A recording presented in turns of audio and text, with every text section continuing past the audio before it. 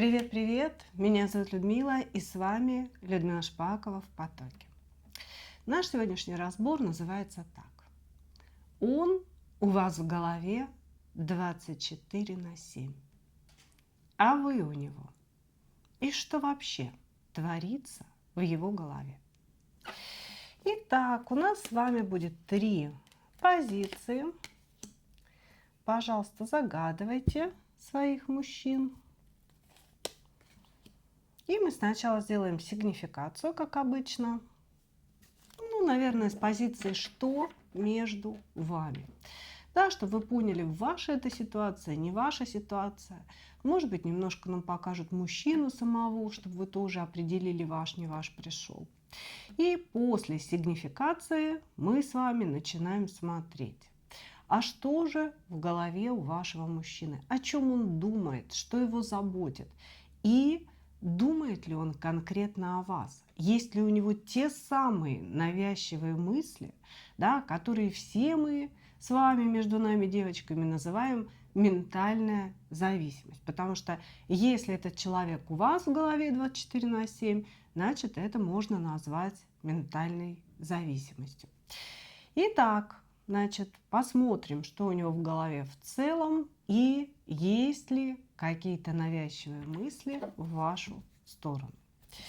И мы начинаем с вами. Двоечки, троечки идут в ожидание.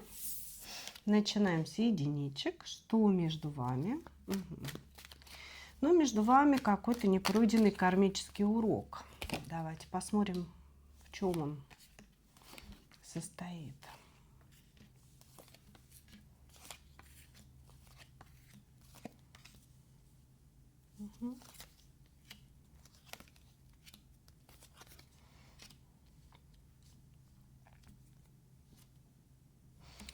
Здесь все указывает на то, что мужчина наш не свободен. Быть может, и вы здесь не свободны, да, может быть, здесь брак и у вас, и у него. Вот. Значит, здесь не говорится о том, что это ваш конкретно муж, да, скорее это муж чужой. Значит, здесь такая ситуация. Как будто бы вы общаетесь, доходите до определенной черты этого общения и останавливаетесь. То есть нельзя сказать, что ваши отношения, знаете, такие глубокие, давние, что вы друг друга очень сильно любите, понимаете и готовы идти вместе, да?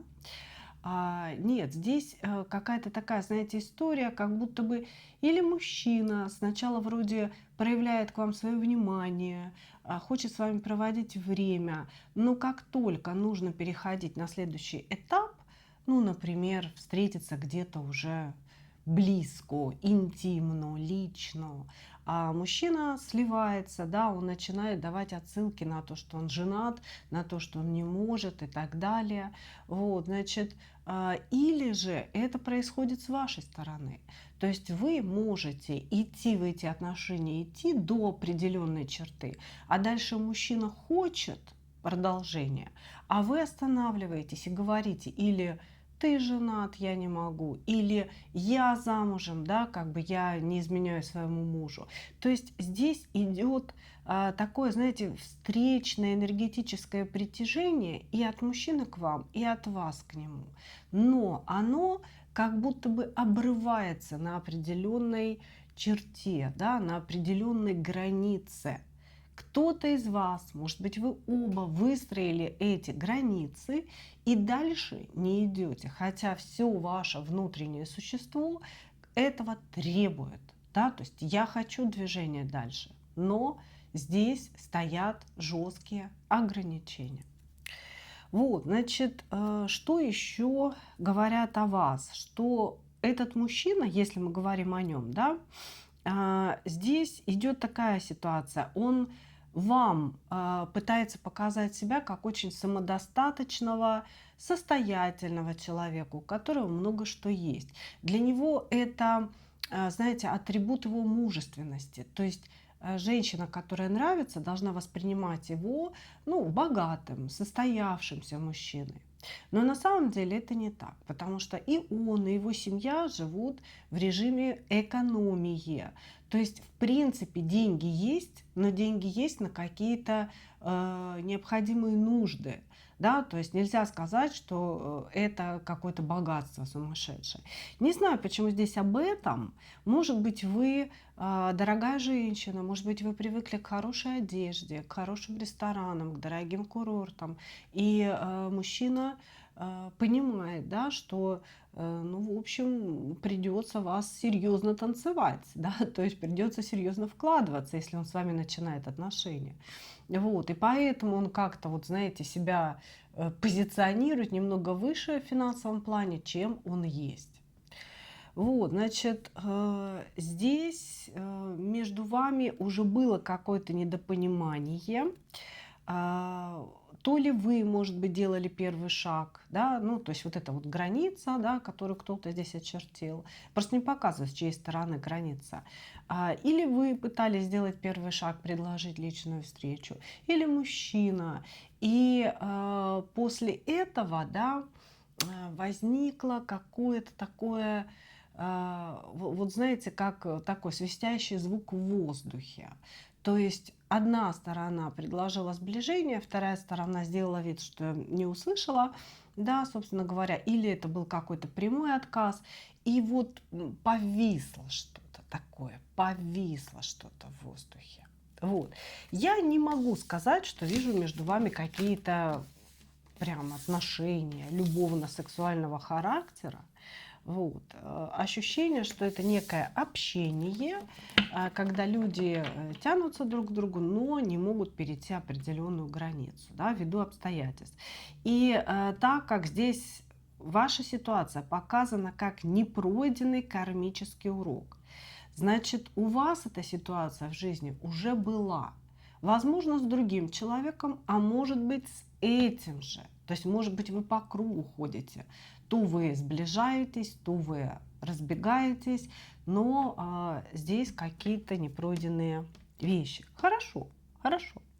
Ну, давайте смотреть, что у этого человека происходит в головушке, о чем он думает в целом, да, и думает ли он о вас 24/7, так же, как вы о нем. Сейчас посмотрим в целом, о чем он думает.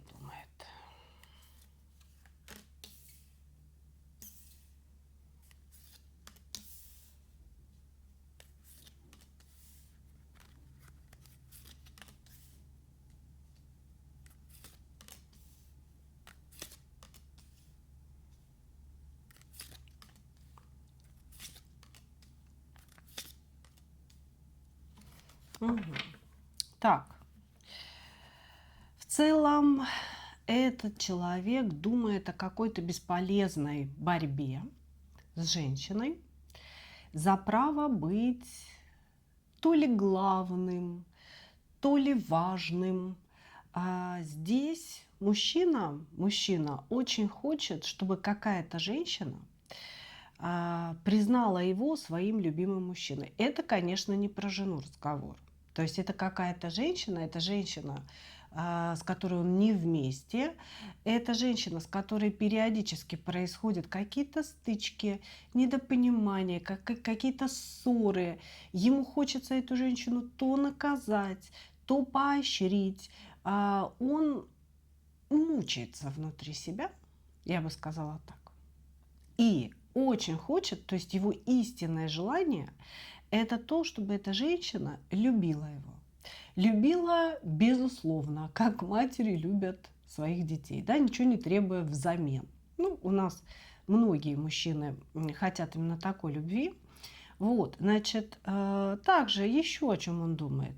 Ну, вообще он считает себя пойманным в клетку. То есть человек женат и считает свой брак такой, знаете, не золотой клеткой, а в принципе самой такие обычной клеточкой, в которой он, ну, скажем так, живет и из которой он не может выбраться. Он вообще чувствует себя, знаете, даже не птицей в клетке, а я бы сказала белкой вот в этом колесике, да, или хомячком, который постоянно крутит какой-то колесик. Он все время работает, он все время что-то там приносит в клювике домой, он обеспечивает детей, он занимается какими-то еще делами помимо денег, да, обеспечения. И как будто бы это бесконечное кручение колеса. Понимаете? То есть в этом нет какой-то радости, нет новизны, нет эмоций. Это просто бесконечное обязательство. И он вот чувствует себя запертым, как будто бы он говорит, я не могу из этого выйти, мне сложно там находиться, да, сложно, пусто, никак. Но выйти из этого я не могу, говорит он. Сейчас у него проблемы с деньгами и проблемы с тем, чтобы, ну вот, у него была какая-то задача или какая-то мечта, может быть, он рассчитывал купить дом, квартиру, машину. У него не получается это сделать, и то ли придется брать кредит, то ли придется вывернуться вот вообще ужиком, да, для того, чтобы это получилось. И он от этого очень сильно расстроен. Вот здесь как будто бы, знаете, человек какими-то покупками финансовыми, он закрывает свои эмоциональные дыры. Да, действительно, в его семье очень холодно. Он чувствует себя запертым, ему там нечем дышать. И поэтому он может себе покупать разные вещи, новую машину, я не знаю, велосипед. Ну, у каждого свои финансовые возможности, да. То есть как бы что-то такое себе покупать, он постоянно мечтает о чем-то материальном. И когда он это материальное приобретает, ему кажется, что вот, наконец-то я получил дозу там дофамина, серотонина и так далее, вот чтобы как-то, знаете, порадовать себя. Но это все всегда очень краткосрочно. А сейчас у него такая мечта присутствует о чем-то большом. Ему кажется, что вот это его спасет, понимаете, в его безэмоциональной жизни. А не получается. Не получается. Хорошо. Давайте посмотрим, что он думает конкретно о вас. И есть ли у него от вас ментальная зависимость?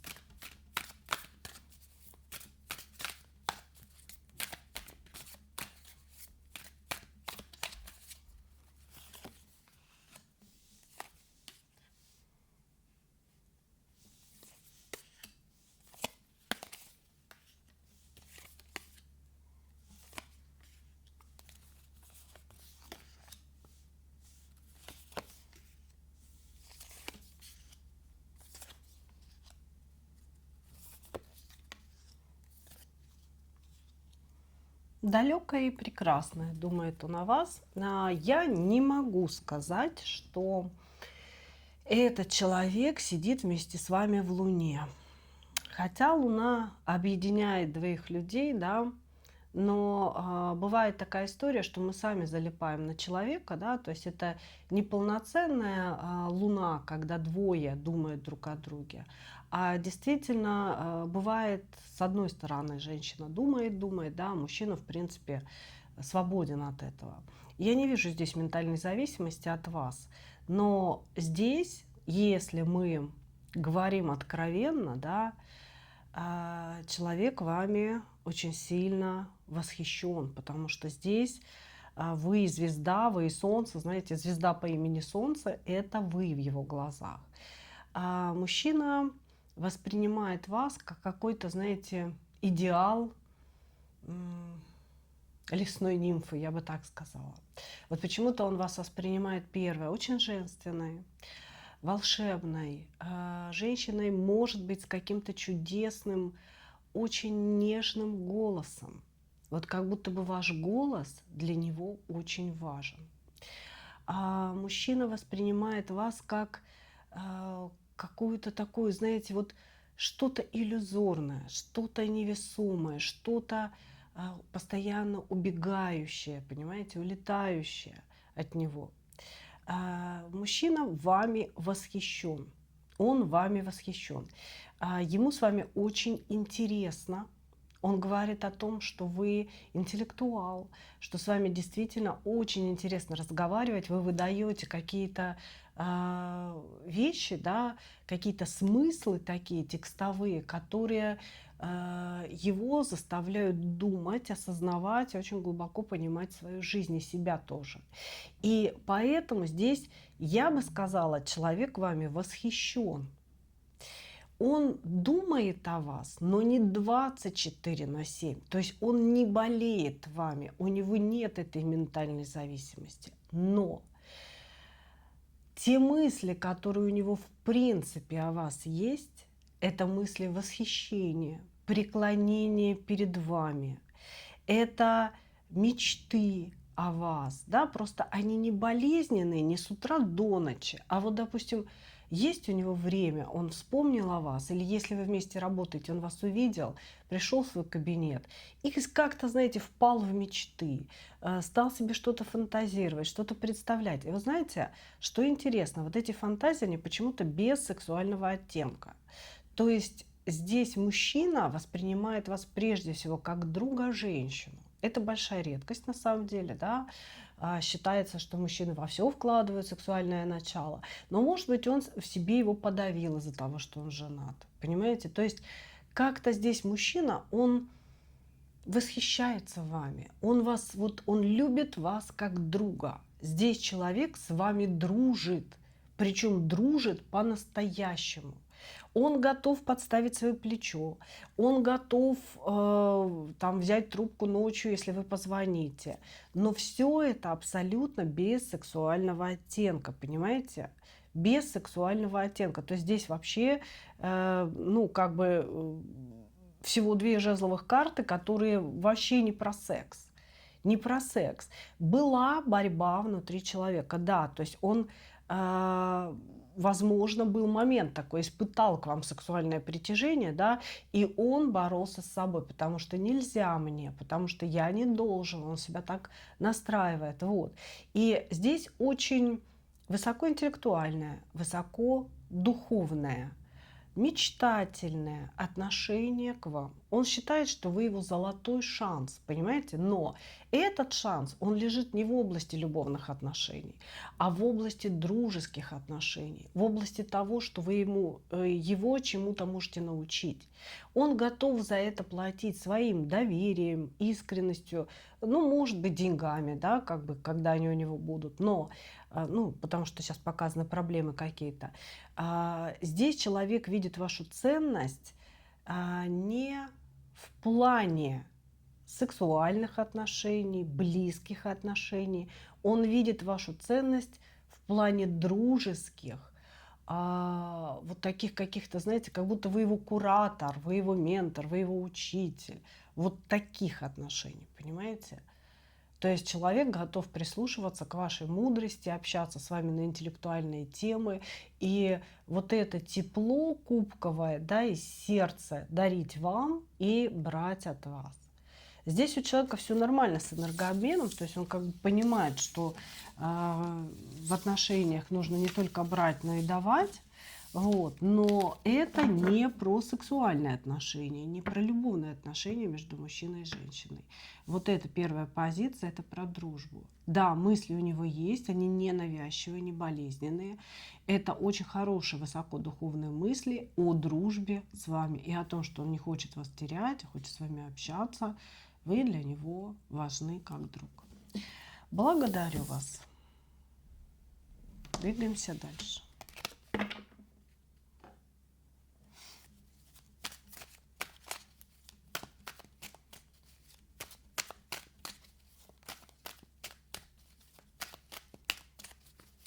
Двоечки. Двоечки. Что между вами? Ну, вот между вами может быть брак. Можете смотреть на мужа. Сейчас посмотрим.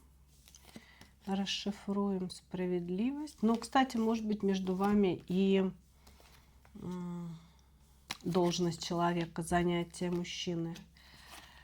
Мужчина здесь может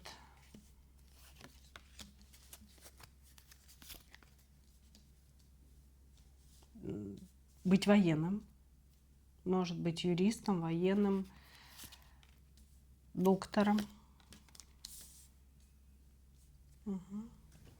Так, здесь вот смотрите.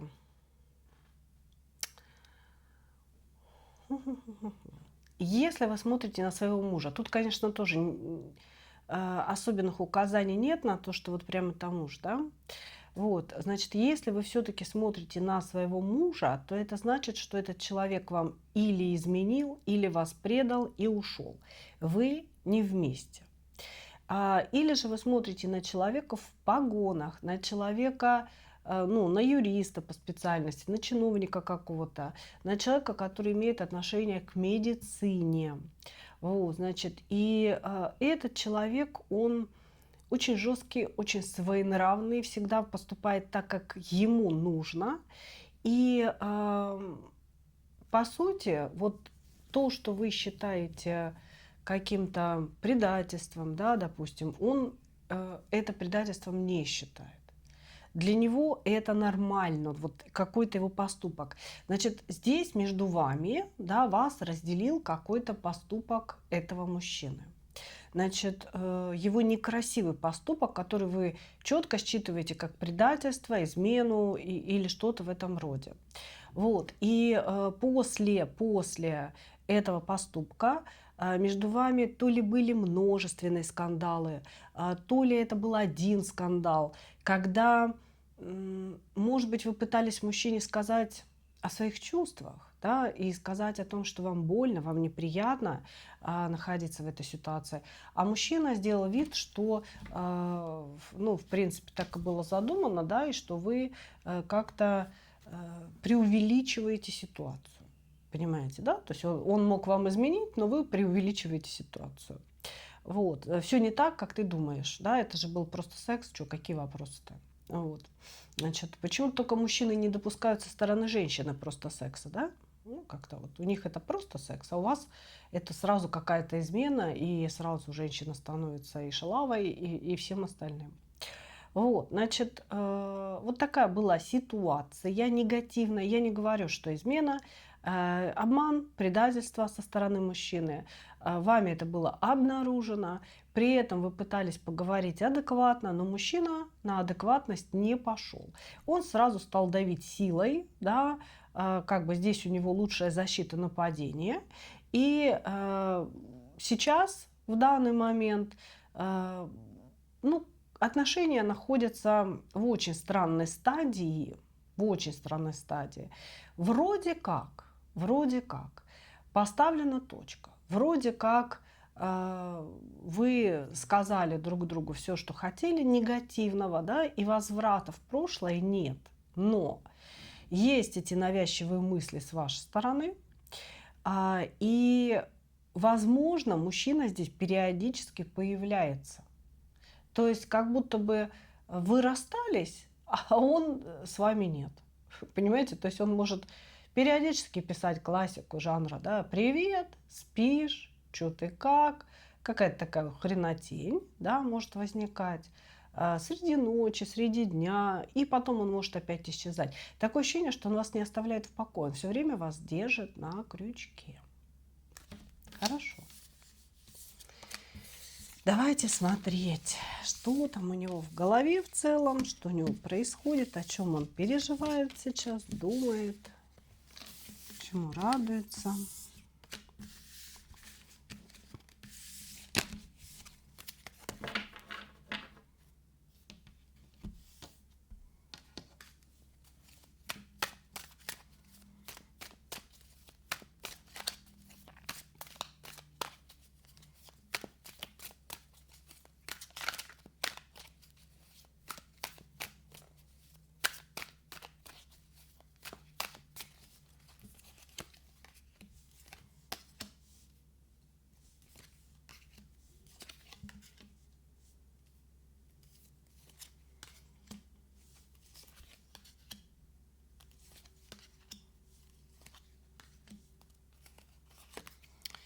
Здесь у мужчины есть какие-то расстройства. В этой колоде есть конкретная карта, которая показывает различные, ну, это может быть неврологические или психические отклонения человека. Здесь эта карта выпала. да, не буду говорить какая. Значит, смысл такой, что у этого мужчины есть навязчивые мысли, навязчивые идеи, и он вообще очень-очень странный. Он может быть, допустим, очень бедным, ну, даже если это ваш муж, да, то есть, как бы, если муж вы, с которым вы расстались, да, вы тем более знаете хорошо, какой он. Значит, в его голове возникают такие странные мысли, иллюзии.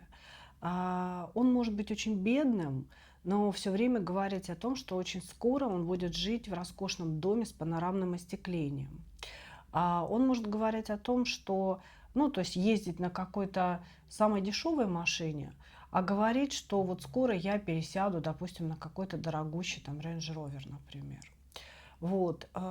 Человек может постоянно смотреть, выбирать себе дорогущую машину, дом в интернете, при том, что вы четко понимаете, что финансово он на это не способен.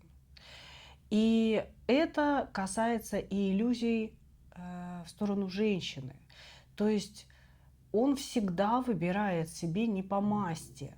Он может быть маленьким, плюгавеньким, нищим, но все время смотрит на женщин, да, которые прям роскошные, роскошные. То есть с красивой фигурой, с роскошным лицом, с прекрасным умом, самодостаточные. Вот чтобы все было при женщине, понимаете? Вот ему нужны такие. И все время он себя позиционирует как человека, который может покорить такую женщину. Вот у него в голове, я сейчас объясняю как бы очень размыто, да, но у него в голове в целом, да, вся его голова занята вот этими иллюзиями. Здесь человек не живет реальностью, он себя реальным не видит. Он как будто бы видит себя каким-то супер богатым, супер красивым, всем нужным, брутальным мужчиной, вот у которого в этой жизни все есть. Понимаете? А на самом деле ни хрена этого нету. Вот прям, знаете, аж вот мурашки по коже идут, бредут, хотела сказать, от его внутренних каких-то фантазий. Человек живет фантазиями. В реальности может целыми днями сидеть дома, смотреть интернет, или, может, он в нем работает, да, может, это какой-то программист, может, он вообще не работает, может, он вообще с мамой живет, да, как бы. Тут человек, который, вот знаете, вообще не чувствует грани реальности. Он живет в своих фантазиях. И сейчас вот его общие мысли — это какие-то иллюзии, фантазии. Я представляю себя в доме, я представляю себя в тачке, представляю себя вот с этой женщиной. Вот я себя все время в чем-то представляю. Это очень странно. А реальности этой нет. Это фантазия все. Хорошо. Смотрим, что там по вам. Склонен он к зависимостям ментальным, безусловно.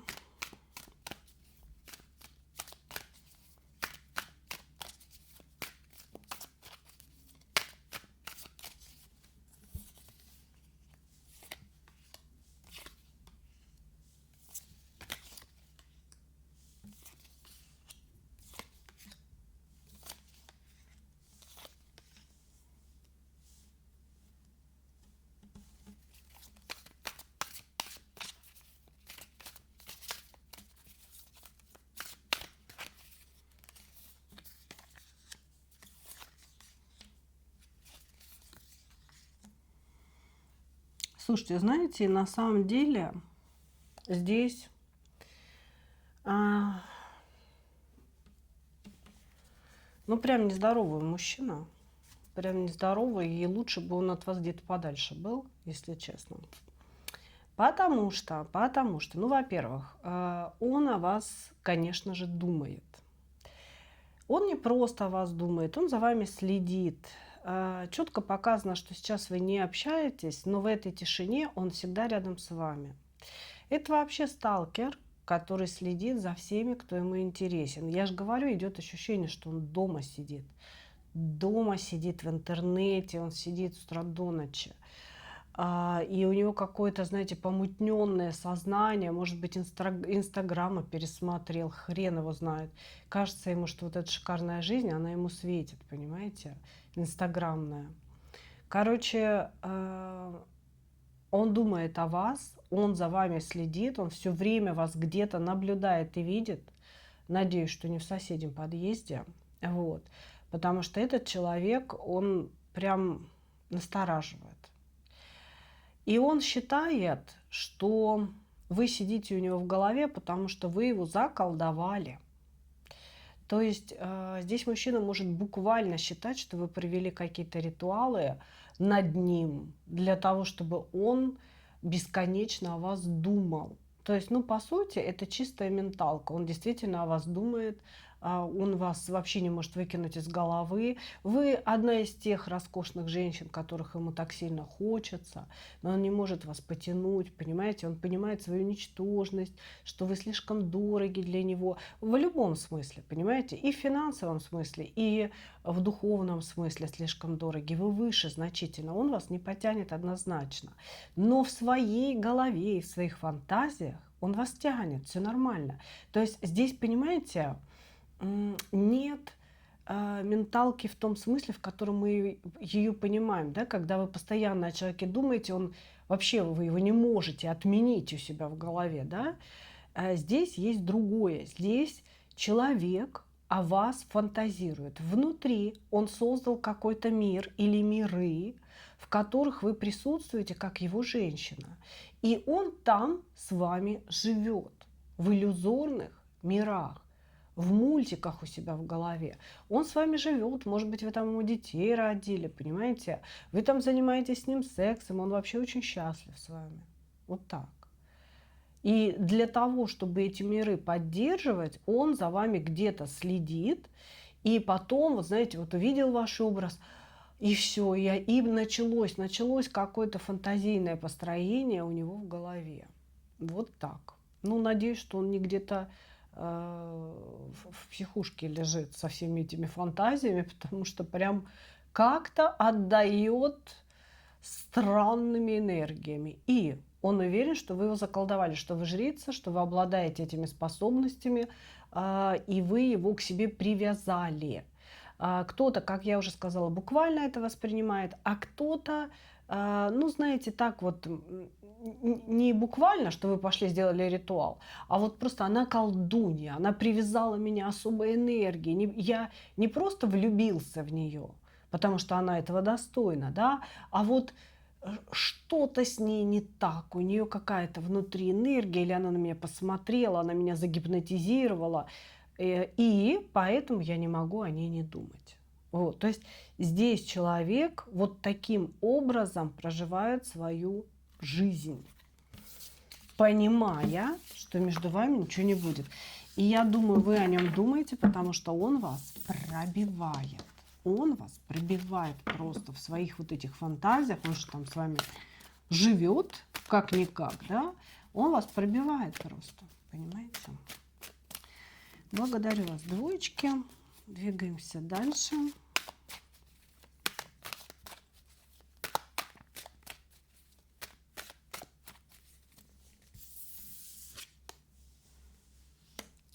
Что между вами? Ссора, выяснение отношений, постоянные мелкие распри, которые то заканчиваются, то возникают вновь. Хотя все начиналось очень красиво. И, как говорится, была любовь. Здесь однозначно вы или оба не свободны, или вы не свободны, или он не свободен. Ну, тут вы-то не свободны однозначно. Короче говоря, здесь тайные отношения по дьяволу, которые сбылись, то есть между вами были и сексуальные отношения, и тактильные, и всякие эмоциональные. То есть это настоящие отношения, не иллюзорные. в которых вы пребывали и пребываете, но вы постоянно ругаетесь. То есть здесь показано, что, ну, в принципе, вы совершенно самодостаточная императрица в девятке пентаклей, находитесь в браке, вообще в браке у вас все хорошо, но, видимо, не хватало эмоций, да, вот возник этот товарищ, и эмоции появились по дьяволу там. Вот. Про мужчину сказано на самом деле очень мало. Здесь такое ощущение, что мужчина немножко не соответствует вам, потому что показано, что вроде как он у вас учится, это какой-то ваш ученик. А может, буквально ваш ученик, может, вы учитель. Да, как, может, он буквально у вас учится. Вот. Мужчина может быть моложе вас или может быть глупее вас. Как будто бы он смотрит на вас, опирается на вас, на ваше мнение, но все время пытается вас победить. Отсюда все вот эти распри. То есть вы его превосходите, а ему это не нравится. Ему хочется показать, что да нет, да нет, да я. И вот это его яконье, да, оно всегда приводит к каким-то конфликтам.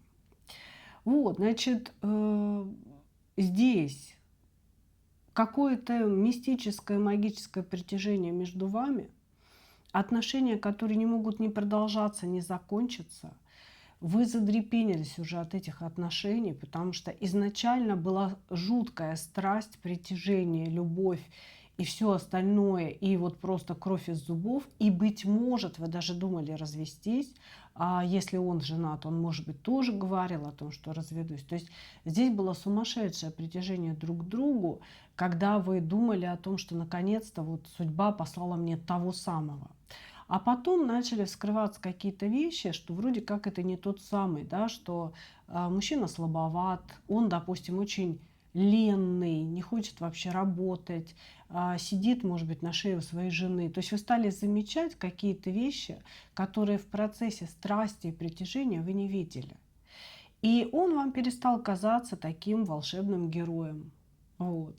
А когда мужчина женщине перестает казаться волшебным героем, и она, в свою очередь, тоже как бы проявляет свои негативные черты, конечно же, вот эта вот вся страсть и любовь, она начинает заканчиваться, переходить на следующий уровень. Следующий уровень после страсти и вообще двойки кубков, да, то есть вот этих бабочек в животе, это уважение. Если уважение не возникает, если наоборот вы человека начинаете так приспускать в своих глазах, да, то, конечно, ни о каком продолжении речь не идет. Но здесь между вами дьявол, который проник в ваши сердца, привязал вас веревками друг к другу. Вот вы тянете, как говорится, эту связь. Хорошо. О чем он сейчас думает в целом?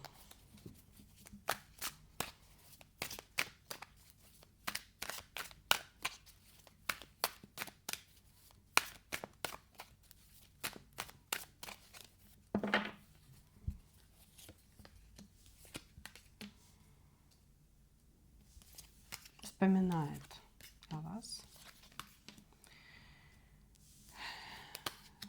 скучает, вспоминает о вас, злится. Вы здесь хорошо потоптались по его самолюбию. Ну, вы, в принципе, не одна по нему топчетесь. Я думаю, что и его жена, и какие-то женщины до вас были, которые ему говорили о том, что он ничтожество. Потому что он здесь думает о том, что вот, она сказала мне, что я там ничего не заслуживаю, что я какой-то там какашка на палочке, что-то такое, понимаете? Вы ему что-то такое сказали, вы его унизили, и он прям унизился, он это принял на свой счет. Вот. Почему? Ну, потому что он это о себе знает. Да, он это о себе знает. И ему обидно от того, что вы это видите, что вы не пребываете в каких-то заблуждениях насчет него, понимаете?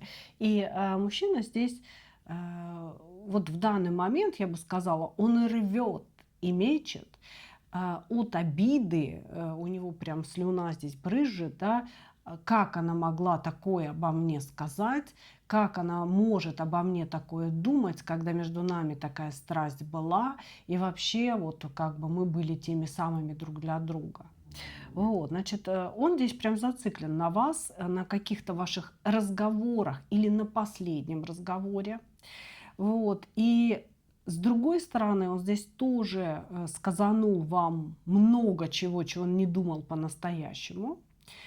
Но примириться, позвонить, написать, попытаться вас как-то вот м, успокоить, извиниться за свои слова, он не хочет, потому что это значит, что он будет под вашу дудочку плясать.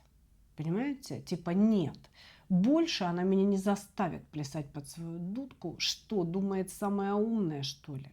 Короче говоря, в данный момент я могу сказать точно, мужчина переживает какую-то ссору между вами, у него внутри все бурлит, может быть, вы недавно поссорились, или если не недавно, да, то это очень яркая была ссора, такая травмирующая для него. И он это все переживает. Он считает, что вы ждете от него звонка, письма, известия какого-то, и не делает этого намеренно. Вот. Внутри него бушуют страсти. Она меня убила, она добила меня своими словами, но ничего, пусть попробует без меня. Потом, как же она могла? Ну вот как-то так. Здесь идет явная, четкая зацикленность на вашей персоне и на какой-то ссоре между вами, на каких-то ваших словах. Очень задето его эго.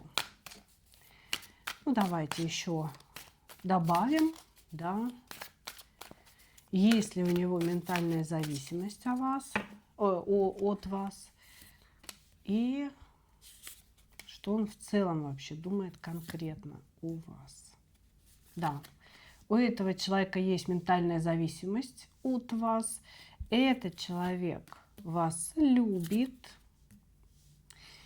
Да, болезненный, любовью, по дьяволу, по луне. Это очень все больно. Это очень все болезненно, травматично. Короче, тут ну, мысли на самом деле очень хорошие. Он, смотрите, постепенно созревает до того, что ему нужно до вас вырасти. То есть он как бы в процессе ваших ссор, в процессе того, что вы сказали в последней ссоре, несмотря на то, что это обидно, да, все равно сначала человек должен пережить вот эту всю обиду, что его там хлестанули по щекам словами. Значит, сейчас он немного угомонится, успокоится и уже более адекватно начнет относиться к вашим словам.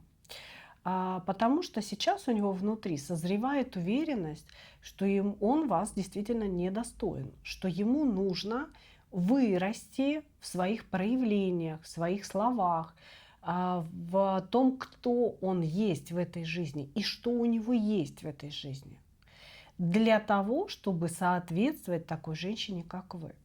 На самом деле этот мужчина, ну, я бы сказала, имеет серьезные намерения в вашу сторону. Он хотел бы, чтобы вы были его женой. Вот несмотря на то, что вы оба там не свободные, или кто-то не свободен, и несмотря на все несоответствия, у него подсознательно есть потребность, чтобы вы были его женой. И чтобы он такой, типа, вот если мы поженимся, у нас все будет вообще замечательно. Мы будем понимать друг друга с полуслова и вот прям будем очень счастливы. Она мне пара парная. Вот так. Значит, здесь есть чувство, он любит вас, этот человек любит вас, и он действительно сидит в менталке. Здесь мужчина думает о вас 24/7. Это болезненные мысли, это мысли, которые его отвлекают от жизни. Он не может сосредоточиться ни на чем другом. Это мысли о любви к вам, о том, как же я люблю ее. Несмотря на всю его поверхностную злость, несмотря на то, что сознательно он пытается вас ненавидеть.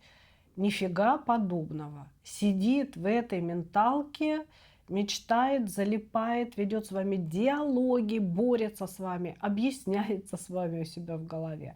Вот. И здесь человек вас любит. И он все время ждет нового начала.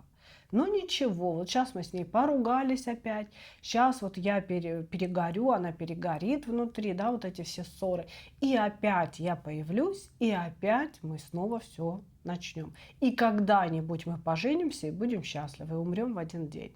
Вот. Поэтому насчет вас здесь шикардосные мысли. Человек вас и хочет, и любит. Два короля, кубковый и жезловый, на его отношение к вам. Это говорит о том, что у него полноценные чувства. Да? То есть здесь есть и сексуальность, здесь есть и эмоциональность, здесь есть разные факторы взаимодействия с вами.